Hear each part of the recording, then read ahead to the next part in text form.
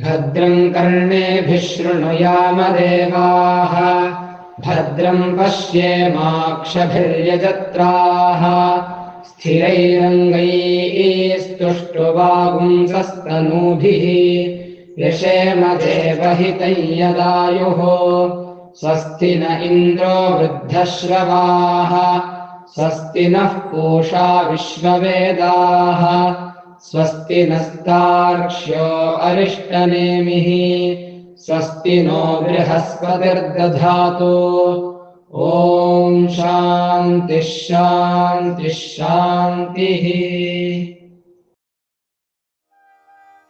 அதெல்லாம் நீ பண்ண வேண்டியது.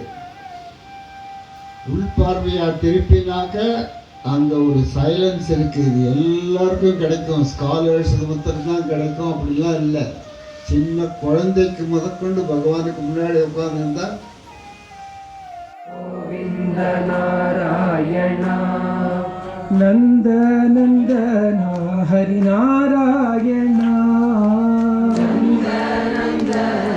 हरि नारायण நந்த நந்த அத்தியாத்மிக் ஞான் அடையானோன்றத ஒரு இது இருக்குது, தாத்தாக இருக்குது, ஒரு இன்டென்ஷன் இருக்குது.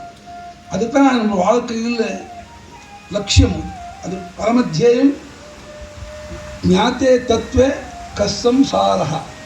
தத்துவத்தை அடையிறது புரிஞ்சுக்கிறது எது இருக்குது, அதுதான் ஜீவனத்துடைய ஒரு லட்சியம். தத்துவத்தை தெரிஞ்சுக்கிறது என்ன இருக்குது, அது அல்டிமேட்.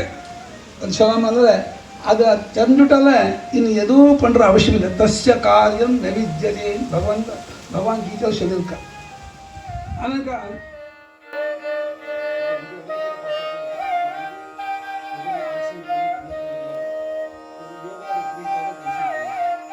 இந்த விசாரத்துலேருந்து நான் இந்த ஊர்லேருந்து வரேன்.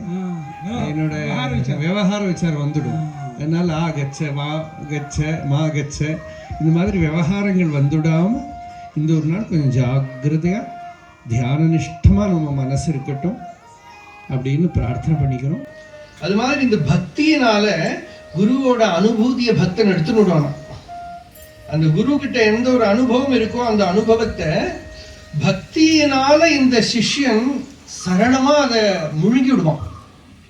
அவனுக்கு உபதேசம் புரிஞ்சதோ புரியலையோ அது வந்துடும். அது உள்ள அந்த நிலை வந்துடும், அந்த ஸ்திதி. उपासकानां यदुपासनीयम् उपात्तवासं वटशाखिमूले तद्धामदाक्षिण्यजुषा स्वमूर्त्या जागर्तु चित्ते मम बोधरूपम् अद्राक्षमक्षीणदयानिधानम् आचार्यमाद्यं वटमूलभागे मौनेन मन्दस्मितभूषितेन महर्षिलोकस्य तमोनुदन्तम् विद्राविताशेषतमो गणेन मुद्राविशेषेण मुहुर्मुनीनाम्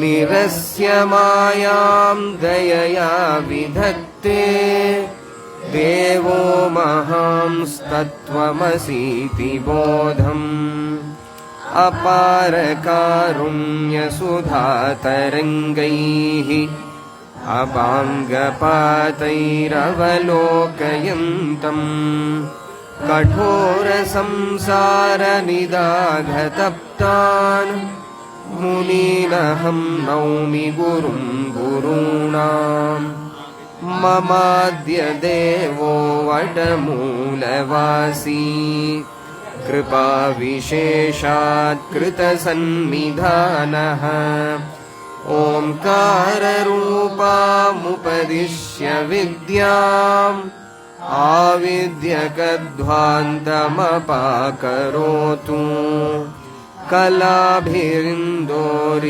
कल्पिताङ्गम् मुक्ताकलापैरिव बुद्धमूर्तिम् आलोकये देशिकमप्रमेयम्